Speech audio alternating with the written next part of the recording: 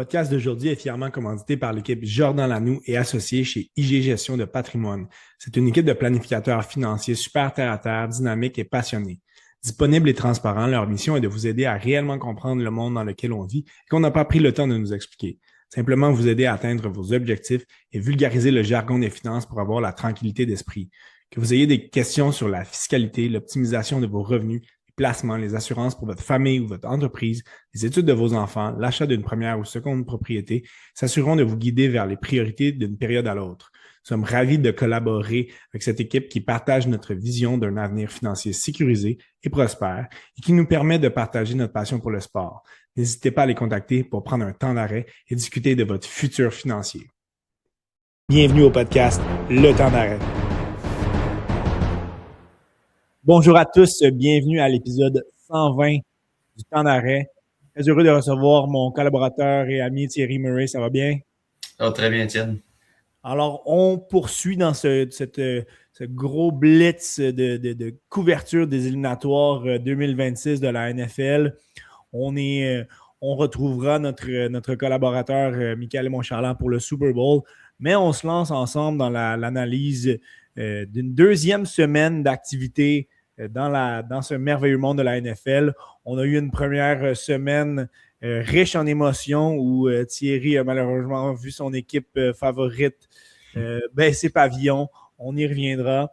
Mais le plan pour l'épisode d'aujourd'hui, c'est un retour sur ces 6 matchs de la semaine passée, retour rapide. Ensuite, on parlera encore une fois, on revient sur la situation des entraîneurs. Il y a eu des petits développements. Puis, on se lance dans cette analyse des 4 matchs de la semaine prochaine qui vont nous donner assurément du football de grande qualité, comme ce fut le cas pour cette première semaine. On va se lancer directement dans ce résumé du premier tour. Débutons avec cet affrontement entre les Rams et les Panthers. Les Panthers ont surpris tout le monde en dominant le point de contact en attaquant les zones profondes des Rams, alors que le jeune Jalen Cocker a capté 9 ballons pour 134 verges et un touché. Ça a pris un touché en fin de match des Rams pour se sauver avec la victoire 34-31. Matt Stafford s'est blessé à un doigt durant la rencontre. Ça a eu un impact sur ses performances. Packers-Bears. Les Packers sont sortis en Lyon alors que l'attaque était productive et que la défense anéantissait celle des Bears. On va prendre une avance de 21-3. L'attaque des Packers a manqué de vie en deuxième demi pour laisser les Bears revenir dans le match. DJ Moore a pris une passe de Caleb Williams en fin de match et de leur donner la victoire de 31-27. Bills-Jaguars. Les deux équipes se sont échangées l'avance tout le match alors que les deux défensives ont été capables de contenir les attaques adverses. Les valves se sont toutefois ouvertes en quatrième quart. Chaque équipe a marqué 2 touchés, dont la course gagnante de Josh Allen qui a amené le pointage à 27-24. 49ers-Eagles. Malgré une avalanche de blessures chez les Niners, et 2 interceptions de Quinion Mitchell et un match de 106 verges au sol de Saquon Barkley, Jalen Hurts et l'attaque des Eagles a été incapable de prendre les dessus sur le match. Les 2 passes de toucher capté de Christian McCaffrey au quatrième quart ont permis aux 49ers de se sauver avec une victoire de 23-19. Chargers-Patriots. Dans ce duel défensif, on va retenir l'incapacité de Justin Herbert de créer quelque chose en attaque. Alors que la défense des Pats a réussi 6 sacs. Drake May en a fait juste assez pour donner la victoire aux siens 16-3. Finalement, malgré les nombreuses erreurs de CJ Stroud, la défensive des Texans a réussi à contenir Aaron Rodgers et l'attaque des Steelers. La rencontre a été serrée jusqu'au quatrième quart où la défensive des Texans a réussi 2 touchés. Woody Marks en a réussi 1 au sol, lui qui a terminé avec 112 verges au sol. Score de 30-6 des Texans. Alors Thierry, tes impressions sur cette première semaine d'activité des 6 matchs qui ont eu lieu? Écoute, on a été servi parce qu'on n'a eu aucun mauvais match. On a eu des matchs avec plein de rebondissements. Ça a vraiment été très serré, tous les matchs. Il y a quelques matchs que le pointage ne reflète pas, comme je parle de celui des Steelers. Là, ça ne reflète pas vraiment l'allure du match. Ça s'est passé dans les 5 dernières minutes, là, cet écart de points-là. Donc, vraiment, c'était tous des matchs qu'on était assis devant le téléviseur et qu'on regardait jusqu'à la fin. Puis les nail-biters. Très beau football. Puis je dirais même les équipes, tu sais, depuis quelques années, il y a une 7e équipe là, en éliminatoire, puis souvent, cette équipe-là se fait défoncer là, quand il arrive. Puis là, même, Les Panthers. Cette année, ça a vraiment bien été. Même les Panthers, qui n'étaient pas très bons, ont donné une très bonne rivalité contre les Rams. Donc, vraiment, toutes les équipes ont quand même bien performé. On les avait sous-estimés. Hein? Ici même, on parlait la semaine passée de quelques équipes qui étaient un petit peu des intrus dans ce portrait éliminatoire-là. Notamment, oui, comme tu l'as dit, les Steelers, le pointage n'a pas vraiment indiqué l'allure du match. Les Panthers, évidemment, ben, il y avait certains autres points d'interrogation. Ils ont été dissipés. Grande surprise que la performance des Panthers, mais ça a été dans les 4 matchs, les 4 premiers matchs là, qui ont été diffusés. La victoire s'est décidée dans les derniers jeux. On a eu des drives. Les 3 premiers, ça a été des drives gagnantes, des drives réussis pour donner la victoire à leur équipe. Du côté des Eagles, on a eu la chance de gagner. Ça n'a pas été le cas. Donc, comme tu le dis, qu'est-ce qu'on peut demander mieux que des matchs qui se terminent là, dans les dernières secondes? Mm-hmm. Et là, Étienne, faut qu'on en parle. Au niveau des coachs qui prennent des décisions d'aller en 4e essai au premier quart, sérieusement, on en a vu à outrance cette semaine. Puis, là, je vais dire quelque chose, là, mais on dit souvent que ce coach-là, il est agressif. Je suis désolé, mais au premier quart, d'y aller en 4e essai plutôt de prendre un 3 points pour le placement, c'est du mauvais coaching. C'est du mauvais coaching. Je veux dire, tu ne connais pas le pouls de la rencontre. En tant qu'entraîneur-chef, il faut justement que tu prennes le pouls de la rencontre. Est-ce que mon attaque, elle avance bien? Est-ce que finalement, ça va être une game défensive? Est-ce que ça va être une game offensive? Tu es au premier quart, tu ne le sais pas. Tu ne sais pas comment ça va virer. Peut-être bien que la game va finir 13 à 10. On ne le sait pas. Fait qu'un 3 points dans un 13 à 10, c'est extrêmement important. Donc, je ne peux pas croire qu'il y a autant de coachs encore qui font cette erreur-là au premier quart d'y aller en 4e essai. On l'a tellement vu. Puis, ça fait, tu sais, les Bears, ils ont été chanceux là, de ne pas perdre ce match. C'est l'exemple qui nous vient le plus en tête. On est Ed Ben Johnson et les Bears, pour diverses raisons, on en parlera un petit peu plus tard quand on parlera des Bears, mais on est chanceux d'être encore en vie cette semaine parce qu'on est allé, comme tu l'as dit, plusieurs fois en 4e essai, des 4e essais, je dirais même pas audacieux, des 4e essais stupides à aller où ton attaque était en panne. C'est pas le moment d'essayer de réveiller tout le monde. On est allé en 4e et 4. On est allé en 4e et 6 aussi, si je ne me trompe pas, en zone défensive. Mm-hmm. Ben, c'est sûr que les Packers sont allés marquer des poins après. Puis, je ne me rappelle pas exactement c'était quoi le pointage à ce moment-là, mais c'était au premier quart. On ne tirait pas de l'arrière. Là, non, c'est 7 à 0 quand c'est arrivé. On voit en ce moment là, le portrait des éliminatoires. On a eu, disons, les principales têtes de série sont passées. Là. Les Eagles et les Jaguars sont tombés, mais c'était pas vraiment des surprises. Là. On aurait été surpris de voir les Chargers passer, par exemple, les Steelers, les Panthers aussi. Donc, c'est un beau portrait éliminatoire qui va mettre en lumière les 2 premières équipes de chaque association. Mais avant de parler de ça, on va parler rapidement des entraîneurs-chefs et on avait parlé de 8 départs, là, de 8 congédiements, mais là, il y en a un 9e qui s'est rajouté. On dit que c'est une démission, peut-être une entente à l'amiable, je dirais, qui a mené au départ de Mike Tomlin des Steelers. Rapidement, là, Tomlin, c'est 309 parties de saison régulière qu'il a coaché, 20 de séries éliminatoires, un Super Bowl. Donc, ses droits, comme il n'a pas été officiellement congédié, ses droits appartiennent encore aux Steelers. Donc, à moins d'une entente là, avec le propriétaire, ne devrait pas être entraîneur cette année. Mais je pense qu'un petit break, ça va lui faire du bien là, de 1 ou 2 années de se reposer un petit peu. Puis ça va mener à une recherche d'entraîneur qui va être définitivement ardue chez les Steelers parce qu'on ne va pas faire un choix rapidement sans trop y réfléchir. Depuis 1969, on a eu 2 entraîneurs avant Tomlin. Chuck Noll, de 1969 à 1991, avait gagné 4 Super Bowls dans les années 70 et Bill Cowher de 92 à 2006. Un Super Bowl en 2005. Donc, on s'entend-tu que le candidat que les Steelers vont choisir, il va être là pour longtemps? Là? Ah oui. Puis, c'est justement l'entrevue, c'est celle qu'on va suivre le plus, là, parce que justement, on veut voir c'est qui qu'on va voir pour peut-être les 15 prochaines années. au poste des Steelers. Fait que, moi, je pense que c'est celle-là que j'attends le plus de voir. Là. À la blague, le propriétaire des Ravens a dit qu'il pourrait être intéressé à embaucher Tomlin si Harbaugh s'en allait avec les Steelers. Ça serait un drôle de scénario. Effectivement, je ne pense pas que ce sera pour l'année prochaine et je ne pense pas que John Harbaugh attendra après Mike Tomlin parce que les dernières informations, c'est que les Giants de New York veulent à tout prix John Harbaugh. Ils sont prêts à tout pour prêts à donner tout ce que lui et ses adjoints pourraient vouloir en termes de salaire. Donc, est-ce qu'on verra une union entre Harbaugh et les Giants? Ça reste à voir, mais ce sera définitivement intéressant et c'est la fin d'une ère de voir deux bonhommes en Harbaugh et Tomlin qui ont passé autant de temps dans leur équipe respective quitter leur formation. Ça va faire spécial de voir d'autres visages diriger ces équipes-là. Ouais. Puis moi, pour en finir avec Tomlin, là, je suis pas mal convaincu qu'on va le revoir dans la NFL. Là. C'est pas, comme tu dis, je pense qu'il va prendre un année de recul. Puis je pense que ça va lui faire du bien aussi de prendre une année de pause. Mais je suis pas mal certain qu'on va le revoir là, d'ici 2 ans dans la NFL. Puis je pense que les équipes vont se l'arracher là, quand il va être disponible sur le marché.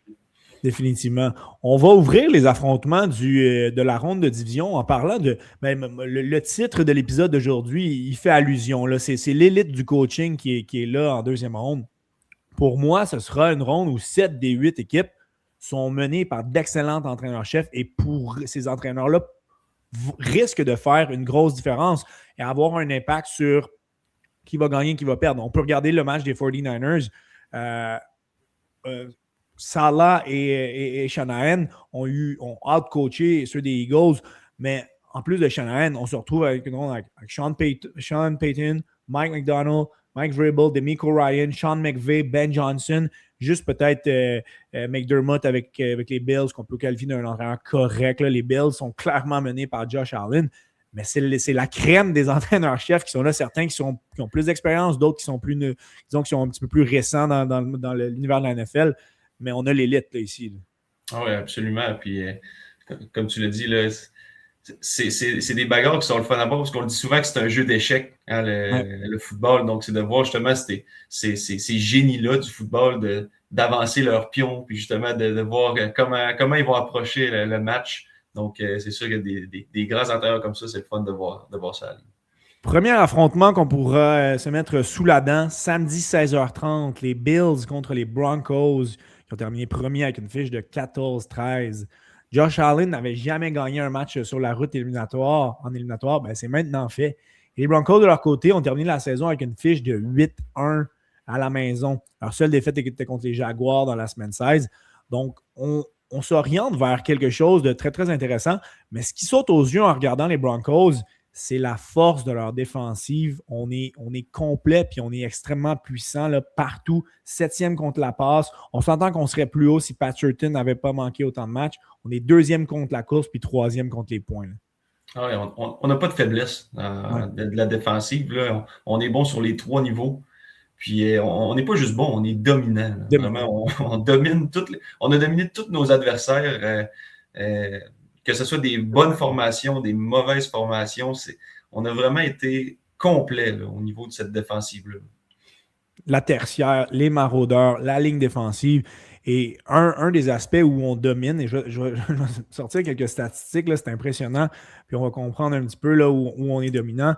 Mais on a 2 secondaires en Nick Bonito et Jonathan Cooper, qui ont respectivement 46 plaqués et 50 plaqués. Mais on a 14 sacs dans le cas de Bonito, 8 pour Jonathan Cooper. Sur notre ligne défensive, on a 2 plaqueurs en Zach Allen et John Franklin Myers qui ont 7 et 7,5 sacs. On est premier dans la NFL et de loin. Et on a deux anciens membres des 49ers qui ont faim, qui ont amené une dose de personnalité à cette défensive-là. Je parle ici de Talanoa Hufanga et de Dre Greenlaw, qui est un cas incertain pour le prochain match. Mais tous deux ont eu un impact énorme sur cette défensive-là cette année. Et à quel point les Bills vont avoir les mains pleines avec ce front défensif qui va vouloir arracher la tête à Josh Allen. Ça va être impressionnant de les voir aller. Mm-hmm. Et en plus, comme tu l'as dit, on n'a pas beaucoup de blessés. Quasiment tous les joueurs sont là. On a des joueurs qui sont discutables. On ne sait pas. C'est un peu du jour au jour. Mais la majorité des joueurs sont tous là. Puis on le sait qu'au football, une une raison pourquoi des équipes flanchent ou finalement se rendent au bout, c'est des équipes qui restent en santé. Puis elle, cette défensive-là est en santé, elle est au complet. Et c'est sûr que ça aide grandement. Puis comme tu l'as dit, l'offensive des Bills, honnêtement, c'est Josh Allen. Ouais. Parce que cette offensive-là, oui, James Cook est bon, je vais y donner. James Cook est un bon porteur, mais. Il va avoir un plus gros impact. Là, mais n'importe quel autre corps arrière, prends un bon corps arrière de la NFL, puis mets-le dans cette équipe-là. L'attaque ne marche pas autant que ça. Là. C'est Josh Allen qui doit tout faire à tous les matchs. Donc, vraiment, ça va être difficile là, contre cette équipe-là, contre ce front défensif-là, de trouver de devoir lancer rapidement puis de trouver des receveurs. On n'a pas vraiment de receveurs qui peut se démarquer contre des gars contre Patrick Surtain. Justement, revenons sur Allen puis les receveurs là, à propos de ce qui s'est passé la semaine passée. Josh Allen a un passing rate de 108,7. Donc, c'est excellent. Un touché par la passe, 33 verges au sol, 2 touchés. Par contre, ce qui a bien fonctionné, c'est les petits play action, les passes et courses vers Khalil Shakir. On a des demi de coin beaucoup plus dominants du côté des Broncos que ce que les Jaguars ont. Les Jaguars ils étaient à risque face à la passe et ça a paru. James Cook aussi devrait avoir un plus gros impact. Là, on a eu une moyenne de 3,1 verges par course. Et ce qui est à retenir, c'est qu'on est sorti amocher les Bills de cet affrontement-là. Un des receveurs qu'on avait, Gabe Davis, est fini pour la saison. Jordan Poyer, le maraudeur, ne jouera pas la semaine prochaine. Là, on a plusieurs joueurs qui sont des cas incertains. Maxwell Hurston, Matt Milano, Terrell Bernard. Bonne nouvelle peut-être du côté du plaqueur Ed Oliver, là, qui était sur la liste des blessés depuis plusieurs semaines. Recommencer à s'entraîner, par contre, ça serait surprenant qu'il soit là. Donc, on arrive à amocher les Bills face aux Broncos. Ouais, exactement. Je viens juste d'en parler d'un côté, qu'une équipe est en santé. De l'autre bord, c'est complètement l'inverse. Tu l'as dit, on a beaucoup de blessés. Il va vraiment falloir trouver des façons de garder cette défensive-là. Comment je pourrais dire ça? Sur ses gardes. Il va falloir trouver des jeux rapides. Tu en as parlé avec Shakir. Donc, trouver des façons de faire stresser un peu la défensive, de ne pas trop attaquer et de les garder un peu sur les talons, de dire qu'il ne faut pas trop rentrer parce que sinon, on va se faire avoir dans le dos par une petite passe à côté. Donc, il va falloir varier nos jeux pour essayer de ne pas être prévisible et de faire en sorte que la défensive reste un peu sur ses gardes. Mais c'est sûr qu'avec les effectifs qu'on a, ça va quand même pas être évident là, d'attaquer les zones profondes. Puis on verra si Josh Allen peut sortir un nouveau lapin de son chapeau. Mais je vais dire, pour terminer, je vais dire, c'est deux équipes complètement différentes. Tu as une équipe que l'équipe est complète. Là. Vraiment, c'est une équipe complète et tu as un carrière qui en fait pas tant que ça, qui en fait juste assez en fin de match pour gagner. Puis de l'autre bord, tu as une équipe qui a des trous partout. C'est ça, mais tu as le carrière qui fait absolument tout pour gagner. Donc, c'est complètement l'inverse. Là. Justement, terminons en parlant de cette attaque-là des Broncos. S'il y a si peu de gens qui voient les Broncos au Super Bowl, c'est clairement à cause de leur attaque. On est bien moyen partout. Là, 11e par la passe, 16e au sol, 14e au niveau des points marqués. Bo Nix a terminé l'année avec un passing rate de 87,8, donc 25 touchés, 11 interceptions. Et j'ai fouillé dans son cas. Là, il a terminé premier de la NFL en termes de passes tentées à 612. Il en a complété seulement 388. Donc, Nix, c'est un gars qui a une cote qui est intéressante lorsqu'il tente 35 passes ou moins. Par contre, c'est arrivé 3-4 fois durant la saison seulement. Donc, il a quand même des cibles de qualité. Hein? Courtland Sutton, plus de 1000 verges. Troy Franklin, 709. Evan Ingram. Donc, ce jeu par la passe-là, il est coup-ci, coup-ça. Et au niveau des porteurs de ballon, si on avait eu un J.K. Dobbins qui était en santé, ça serait toute autre histoire. Par contre, il est absent depuis le début novembre. Et RJ Harvey en relève, ça n'a vraiment pas été concluant. La recrue, c'est sûr, il est jeune. Son meilleur match a été de 75 verges contre Las Vegas. C'est une attaque qu'on voit là, qui tire de la patte, clairement. Là. Mm-hmm. Ah, tu l'as dit, Bo Nix, là, cette année, on ne sait pas qu'est-ce qu'il va nous donner. Souvent, en fait, on le sait qu'au premier quart, on ne le verra pratiquement pas. Il va se réveiller un peu à partir du 3e. Fait, je pense que le plan de match, c'est que la défensive garde les Bills à un bas pointage pour que justement, en fin de match, quand Bo Nix va se réveiller, va être capable de faire une montée gagnante. Toutefois, moi, ce que je vais dire, c'est les Bills sont une des pires équipes contre le jeu au sol. C'est vraiment une faiblesse. On l'a vu contre les Jaguars. D'ailleurs, les Jaguars, je ne comprends pas pourquoi ils ont arrêté de courir avec le ballon. Ça fonctionnait super bien avec Travis Etienne et c'est quoi l'autre porteur là? Il y a un nom un peu spécial. Son nom m'échappe. Hein. Par expérience, tu peux le trouver. Donc, on a arrêté de courir, puis on avait une moyenne de verges par course énorme. Ça marchait super bien parce que justement, les Bills sont faibles contre le jeu au sol. Donc, moi, ce que je m'attends des Broncos, c'est de justement utiliser cette faiblesse-là. Puis même si R.J. n'a pas eu, et peut-être moins bon justement que J.K. Dobbins, c'est un bon remède, cette équipe-là des Bills qui ont de la difficulté à arrêter le jeu au sol. Puis plus tu vas donner le ballon à R.J. au sol, plus tu enlèves de la pression sur Bo Nix, que lui, justement, va pouvoir compléter des petites passes, se mettre à l'aise sans avoir trop de pression. Je pense que la clé, elle est là. Puis Bo Nix, c'est un corps qui est capable de courir. Donc, on pourra battre les Bills plus avec leurs jambes qu'avec leurs bras.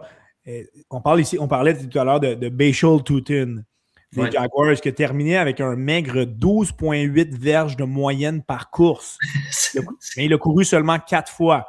Travis Etienne, 10 courses, 67 verges. Donc, très belle moyenne aussi. Trevor Lawrence, 6 courses pour 31. Donc, comme tu le dis, on l'a échappé du côté des Jaguars. Ça sera aux entraîneurs des Broncos de ne pas tomber dans le même piège. Samedi 20h, 49ers contre Seahawks qui ont eux aussi terminé en première position avec une fiche de 14-3. Seattle a terminé avec une fiche de 6-2 à domicile. Par contre, leur dernière défaite date du 5 octobre. Donc, ils sont sur un élan de 7 victoires de suite. Seattle, une équipe très bien balancée, là, autant en attaque qu'en défense. 8e par la passe en attaque, 10e au sol, 3e pour les points contre. En défense, 10e contre la passe, 3e contre la course et 1er pour les points accordés. C'est vraiment un bel équilibre qu'on retrouve là, chez les Seahawks. Ah oui, en début de saison, je ne m'attendais vraiment pas à ce que cette équipe-là soit aussi complète que ça. Ils sont bons dans tous les aspects, surtout la défensive. Là, j'avais vraiment pas vu ça venir. Puis en plus, ils ont eu 2 semaines pour se préparer. Et en plus, le dernier match qu'ils ont joué, c'était contre les 49ers. Ouais. Donc, c'est le dernier match contre qui on a joué. On les a affrontés. C'est sûr qu'on a pris des notes au niveau des entraîneurs. On a pu se reposer. Puis là, on va jouer contre les 49ers, eux autres qui se sont encore amochés en perdant Titan. George Kittle qui s'est déchiré le tendon d'Achille. Donc, déjà qu'on avait une liste de blessés grande comme le bras, on vient d'en rajouter un autre, une pièce importante. Donc là, on a les Seahawks qui arrivent, eux autres, tout frais contre les 49ers amochés. Et en plus, les 49ers, ils ont joué dimanche. Et là, ils jouent samedi. Ouais, ça fait une courte semaine. Ils ont une très courte semaine. Puis en plus, ils jouaient à Philadelphie. Il faut qu'ils fassent la route. Ils jouaient dans l'Est. Il faut qu'ils reviennent dans l'Ouest, complètement à l'opposé du pays. Donc, c'est vraiment toute une tâche qui attend les 49ers. Pour revenir un peu sur les Seahawks, tu parlais de leur défensive. On peut dire merci aux Broncos pour les nombreux choix repêchage de qualité qu'on leur a envoyés dans l'échange de Russell Wilson. On s'est rebâti une unité. Tu sais, ça ne fait pas si longtemps le Legend of Doom là, qui est dans l'époque de Richard Sherman où on avait une défensive dominante. Là, ça fait un petit peu plus qu'une dizaine d'années, même pas. Donc, on s'est rebâti une unité qui est vraiment intéressante. On a des jeunes défenseurs qui sont talentueux, là, les Ernest Jones, Devin Witherspoon, Byron Murphy. On a des vétérans comme Leonard Williams, là, avec lui, c'est 7 sacs, qui est le cœur de l'unité. Pour parler un petit peu de cette attaque-là aussi, il faut parler du corps arrière Sam Darnold qui, tu as parlé qu'en début de saison, on n'y croyait pas. C'était surtout, nos critiques étaient surtout dirigées à son endroit à lui. On croyait que c'était un corps qui avait été seulement bon dans le système des Vikings. Il a prouvé que c'était peut-être pas il n'y a peut-être pas les statistiques aussi étincelantes que l'année passée. Ça reste un corps qui a eu une bonne saison avec un passing rate de 99,1, qui a été très bon à l'occasion, très mauvais aussi. Par contre, il y a une tangente qui s'observe. Il y a eu beaucoup plus de difficultés contre les équipes qui sont compétitives, qui ont des fiches positives. Ça va être le cas pour les Niners. Parle-nous un petit peu de cette attaque-là, celle des Seahawks. Là. Oui, ben, pour continuer ton sujet sur Sam Darnold, au début de la saison, pourquoi on avait des doutes, je ne sais pas si les gens s'en rappellent du match éliminatoire l'année passée des Vikings contre les Rams, que ça avait été l'hécatombe totale de Sam Darnold. C'est là que les doutes avaient monté. Ça avait été une performance exécrable. Puis là, ben, c'était justement, ils venaient de signer un nouveau contrat avec les Seahawks. C'était comme, quel Sam Darnold on va voir? Puis là, ben, il nous a montré qu'en saison régulière, c'était le Sam Darnold le bon Sam Darnold qu'on a vu, mais là, on est en éliminatoire. Est-ce qu'on va revoir le même Sam Darnold qui panique, qui stresse, qui lance beaucoup d'interceptions? Je pense qu'il en avait lancé 4 l'année passée. C'était vraiment une mauvaise performance. Donc, ça, j'ai hâte de voir ça, s'il va être capable de de surmonter ce match-là que tout le monde avait vu dans la planète football, puis tout le monde avait un peu ri de sa performance. Puis là, en plus, ça fait 2 semaines qu'il peut passer à ça. Là. Ça fait 2 semaines qu'il se prépare. Il y a ça qui Il n'y a trotte pas dans la tête. d'excuse, là. Puis surtout avec les armes de qualité qu'il a autour de lui pour attraper des ballons, il est un des meilleurs receveurs de la NFL en Jackson Smith et Njiba. 1793 verges captées, 10 toucheux. Il a le vétéran Cooper Kupp et ses 593 verges et l'allié rapproché AJ Barner. On a 2 porteurs qui sont capables d'attraper des ballons, qui sont aussi efficaces en tant que duo au sol. Là. Walker avec ses 1027 verges au sol, 730 pour Zach Charbonnet et plusieurs touchés. Donc, on est capable de faire mal à l'adversaire de différentes manières. On l'a vu cette année, les Seahawks ont marqué beaucoup de points. Bien, ça va être tout un défi pour la défensive de San Francisco, qui est là grâce à cette défensive-là. Hein. C'est quand même impressionnant de voir leur travail là, mené par Robert Saleh la semaine passée. C'est peu de sacs réussis contre les Eagles, aucun revirement provoqué. Ça a juste été une bonne couverture. Tu l'as dit, malgré tous les blessés, là, on a été efficace, on a arrêté les Eagles au bon moment. Et là, ce qui sera à surveiller, on a un Fred Warner qui a recommencé à s'entraîner. Va-tu vraiment être là? On a besoin de lui, on a besoin de Dee Winters aussi. Mais quand on regardait la défensive des 49ers la semaine passée, c'était un paquet d'inconnus pour ceux qui, même pour ceux qui suivent les activités de la NFL. Là, c'est encore plus impressionnant. Là. Mm-hmm. Puis tu l'as dit, puis j'aimerais dire, quel bon retour Robert Saleh aux 49ers. On le sait que ça a vraiment mal été quand il est devenu entraîneur-chef des Jets, il s'est fait congédier, il n'a pas eu une très bonne fiche, mais c'est vraiment un bon coordonnateur défensif. Puis, si moi j'étais un fan des 49ers, je serais vraiment content de le voir de retour. Puis, là, ça fait quelques années qu'il est là, puis je pense que justement, ça a tellement mal été quand il était coach en chef qu'il va probablement être là pour encore quelques années comme coordonnateur. Puis, on peut vraiment y lancer des fleurs parce que, comme tu l'as dit il y a quelques instants, on a tellement eu de blessés. Cette défensive-là n'a aucun rapport d'être bonne. Ah ouais, elle l'est. Donc, ça, il faut pointer du doigt justement faut féliciter le coordonnateur défensif, là, puis c'est ce que je suis en train de faire. Finalement, au niveau de l'attaque, il y a beaucoup d'éléments qui sont en suspens, beaucoup de si. Est-ce que Brock Purdy pourrait être meilleur? Là? Ça a été une semaine difficile. Un passing rate de 80,3, 2 interceptions, un échappé, pas beaucoup complété de passes, là, seulement 18.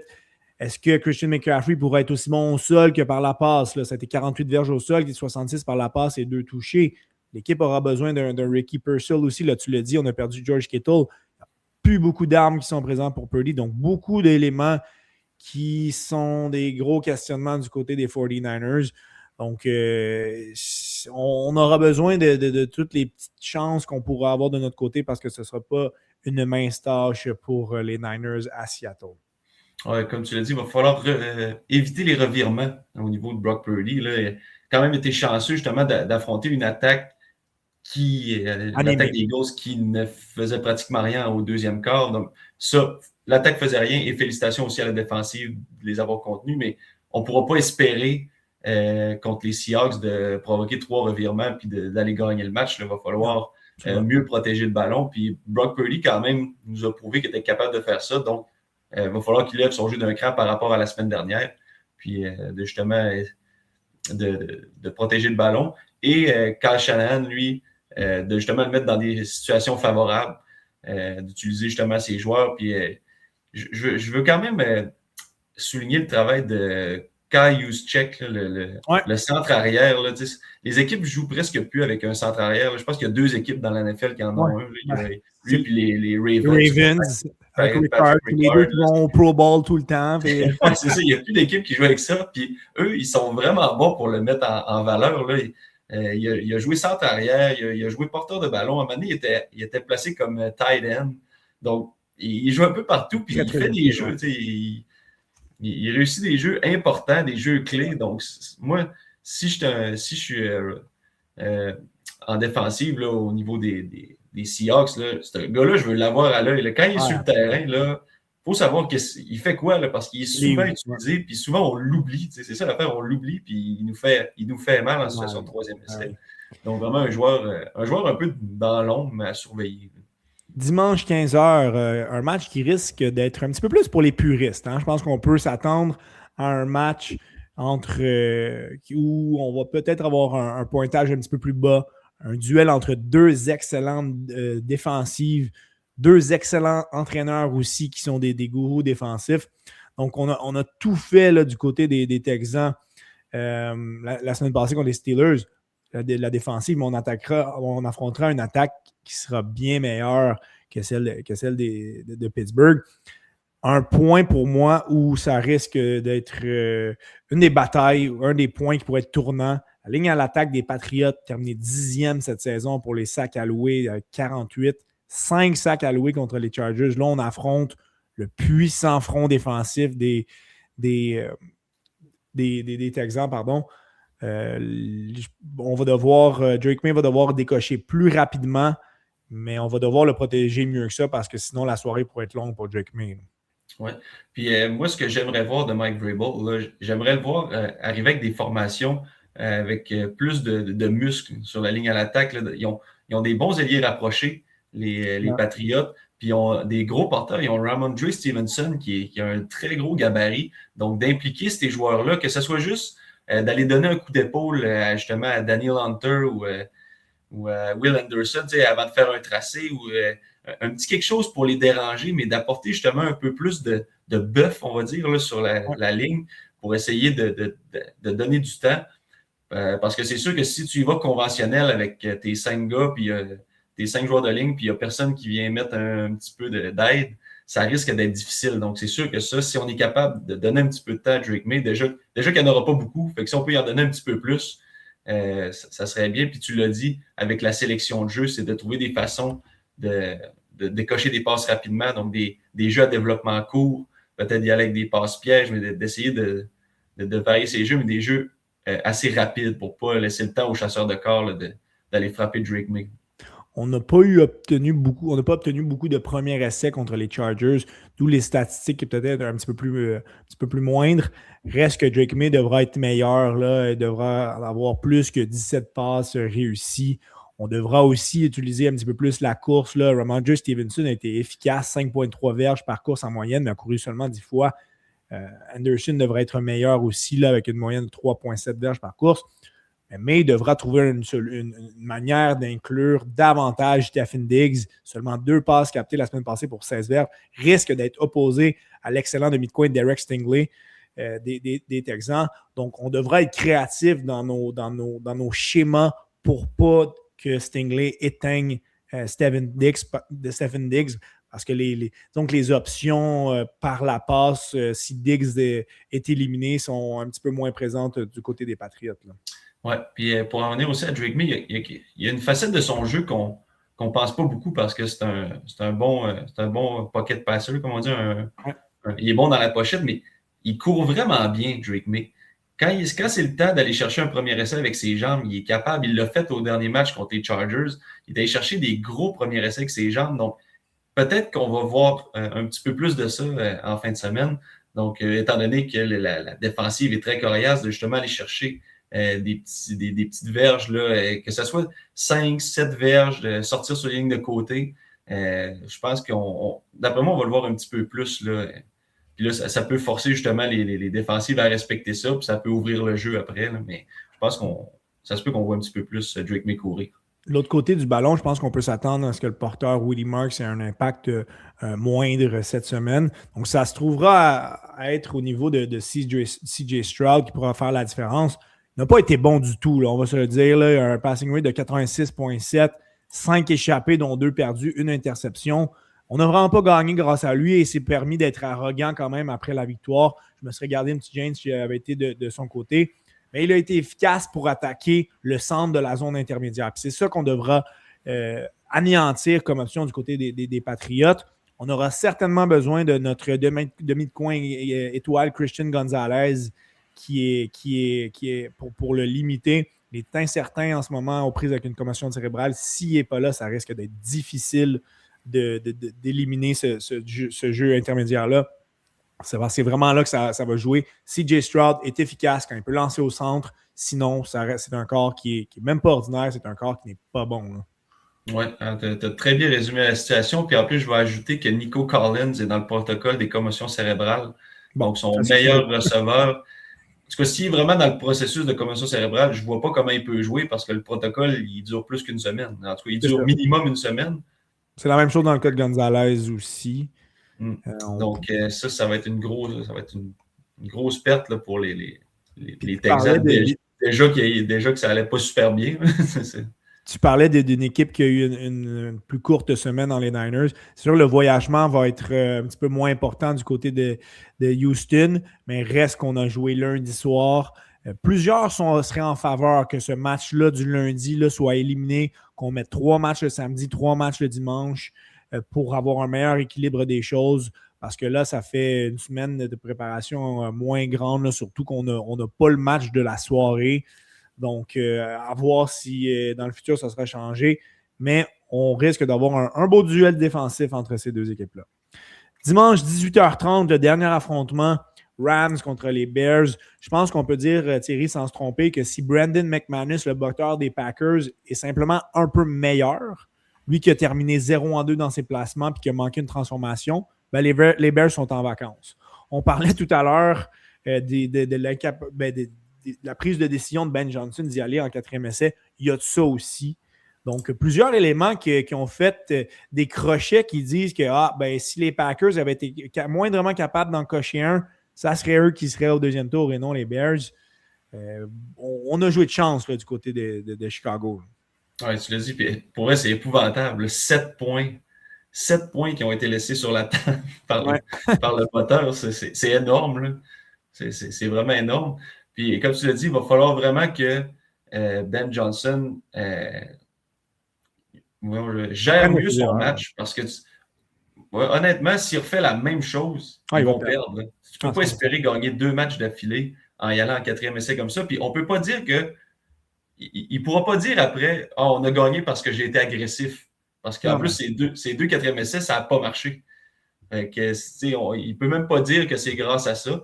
Ça a pris une hécatombe des Packers pour qu'ils passent au prochain tour. Donc, on s'est écrasé complètement, là, on s'entend. Si l'attaque des Packers se réveille un peu en deuxième demi, les Bears sont en vacances. Là. On a exposé la défensive des Bears au niveau des jeux dans le flanc, les longs jeux dans le flanc. On s'est fait battre à de nombreuses reprises. Donc, c'est une défensive qui a tenu le coup. Et moindrement que l'attaque des Packers avait montré vie. Puis je ne sais pas si tu partages la même opinion que moi au niveau de Ben Johnson. Caleb Williams termine avec 361 verges par la passe. Il n'a pas été bon du tout. Là. Lui aussi, c'est un passing rate de 71,6. C'est 24 passes complétées en 48, 2 interceptions, une échappée. C'est des verges gonflées. Là. Il avait besoin de... Oui, il a été bon, encore une fois, il a été bon dans les moments clés. Ça a fonctionné. Ses receveurs ont été très bons. Colston Loveland, DJ Moore, Romeo Dunze, Luther Burden ont été excellents.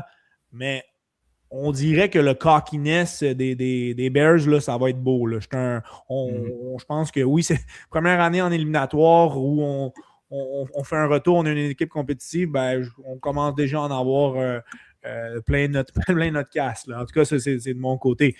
Donc, pour une équipe qui n'est pas si bonne que ça, qui gagne constamment par la peau des fesses, je trouve qu'on est très arrogant. Là. Oui, puis ce qui est drôle cette année, c'est qu'à chaque fois que les Bears gagnent, on dirait qu'on ne peut jamais dire Ah, c'était vraiment une grosse performance des Bears. Il y a tout le temps, on dirait un astérix. Il y a tout le temps un astérix à côté de leur victoire. Mais l'affaire, c'est qu'ils gagnent pareil. Fait que, là, on vient qu'à se questionner, c'est-tu de la chance ou c'est pas de la chance? Mais on dirait que je suis jamais convaincu d'une victoire des Bears. Plus je te dis, puis on a laissé filer une avance énorme. Ça a pris justement des bottées ratées. Ça a pris vraiment l'hécatombe des Packers pour passer au prochain tour.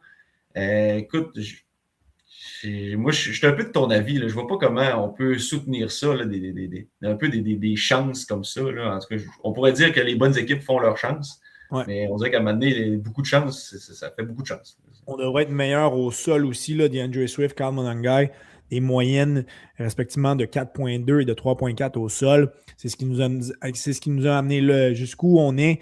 On ne devrait pas oublier le jeu au sol du côté des Bears, mais c'est pas compliqué. On a fait du football de rattrapage tout le match. Donc, c'est sûr que nos porteurs allaient être moins impliqués. Lorsqu'on regarde les statistiques de match, Thierry, on se demande comment est-ce que les Rams ont pu concéder 31 points. Le corps arrière des Panthers, Young a complété 21 passes, 264 verges et un seul touché. Chuba Hubbard et Rico Dowdle, les deux porteurs de ballon des Panthers, combinés ensemble, c'est 55 verges. Donc, Young a été capable de connecter avec ses receveurs pour des jeux, pour des gains intéressants, puis le jeu au sol finissait le travail. J'ai l'impression que ça a été une combinaison parfaite de certains facteurs qui ont fait en sorte qu'on a eu un match serré. On rejoue ce match-là 9 fois sur 10 et je suis pas mal sûr que le résultat est vraiment pas aussi serré. Donc, oui, certains éléments de la défensive des Rams devront être meilleurs. Là. Les Kobe Turner, les Byron Young, les Jared Verse devront avoir un plus gros impact, déranger Caleb Williams. Mais on a vu par contre qu'on a une tertiaire qui est vulnérable, là, celle des Rams. Oui, puis je pense qu'on l'a vu. Mettons, si je prends les 3 derniers matchs de la saison des Rams, on avait une défensive qui était très bonne toute la saison. Puis à partir de la fin de saison, on a commencé justement à accorder beaucoup de points. Jeux. Puis là, ben, justement, on a vu la continuité de tout ça. Tu en as parlé, là, la tertiaire, là, avec Kobe Durant, Emmanuel Forbes. Ils ont de la difficulté. Là. Vraiment, là, c'est vraiment pénible. Puis ça, c'est sûr que ça reflète sur cette ligne défensive-là qui est excellente. Mais si ta tertiaire se fait battre déjà à la première fin, ben, ça fait en sorte que ton carrière peut lancer rapidement. Puis si tu lances rapidement, ben, tes chasseurs de corps, ils n'ont pas le temps de se mettre en marche. Ça a été le cas, là, samedi passé. C'est un peu un combiné des deux. Mais oui, effectivement, là, ça fait justement quelques matchs que la tertiaire a de la difficulté. Donc oui, tu as raison. Je pense que là, ça va être à la ligne défensive de prendre le relais, de dire faut mieux jouer. Faut encore mieux jouer que ce qu'on fait déjà pour aider notre défensive. Que les autres, je pense pas que c'est elle qui va lever son jeu d'un cran. Nos gros noms sont vraiment sur la ligne défensive. Donc, c'est eux là, qui doivent lever encore un peu leur jeu d'un cran. Corps arrière d'expérience, Matt Stafford a été bon. Par contre, on a clairement vu qu'il a été incommodé par une blessure au doigt lorsqu'il a frappé un casque en y allant d'une tentative de passe. Reste qu'il a terminé avec 3 touchés, un passing rate de 93,8. Puka Nacua et Davante Adams ont été dominants. On aura besoin cependant d'un Kyrie Williams qui est meilleur, là, qui est un petit peu plus explosif, un petit peu plus incisif dans ses actions. Mais on a les éléments là, définitivement pour embêter la défense des Bears. Ouais. Moi, je vais mettre un astérix là-dessus là, parce que le jeu aérien il est vraiment bon là, des Rams, mais il annonce vraiment froid à Chicago en fin de semaine. Il annonce, je pense, moins 10, et ça, c'est sans le facteur vent, sans le ressenti. Ça va être vraiment froid avec du vent. C'est une équipe de Los Angeles qui fait chaud. Je te relance et puis je vais faire du pouce avec ce que tu dis là, puis tu réagiras à ce que les statistiques que je vais te donner, là, sur laquelle je suis tombé juste avant qu'on entre en onde. Stafford, dans ses 10 derniers matchs où il y a eu de la pluie et qu'il faisait froid ou de la neige, il est 1-9 avec 11 interceptions. Donc, comme tu le dis, il annonce froid avec une bonne possibilité de neige à Chicago. On ne sera pas dans des conditions dans lesquelles on est à l'aise. Fait que moi, je pense que autant qu'on a un duo de receveurs incroyable et un carrière qui va probablement gagner l'MVP, je pense que ça va passer par le jeu au sol avec Kyren Williams puis Blake Corum. Il va falloir leur redonner le ballon pour... je pense que ça va être une game... Moi, je pense que ça va être une game défensive puis une game au sol. Parce que c'est avec le froid comme ça, là, les mains, ça va être dur à attraper les ballons là, pour les receveurs. Là. En tout cas, on peut se tromper. Là, ça se peut qu'ils nous sortent des gros catchs. J'espère qu'on va avoir des gros catchs. Moi, j'aime assez ça voir les Rams parce que le jeu aérien est vraiment beau à voir aller. Mais ça, avec ces conditions météorologiques-là. Dis-moi pas que ça va être une autre game où les Bears vont peut-être s'en tirer et que Caleb Williams va rien faire du match puis qu'ils vont passer quand même. On va encore dire la semaine prochaine, il y a un astérix à côté. Colin, à chaque fois, on va répéter la cassette s'il faut, mais on va le dire. C'est ce qui met fin, Thierry, à ce tour d'horizon des 4 matchs à venir. Ça va être excitant. Si ça peut être juste aussi... on peut avoir des matchs aussi serrés que la semaine passée, ben on va avoir un week-end rempli de moments de qualité de football, ça c'est certain. Merci beaucoup, je te remercie encore pour cette superbe participation. On continue, on complète ce bloc-là avec 2 prochains épisodes. On se retrouvera la semaine prochaine encore une fois pour analyser les 4 matchs de la fin de semaine prochaine et de mettre la table pour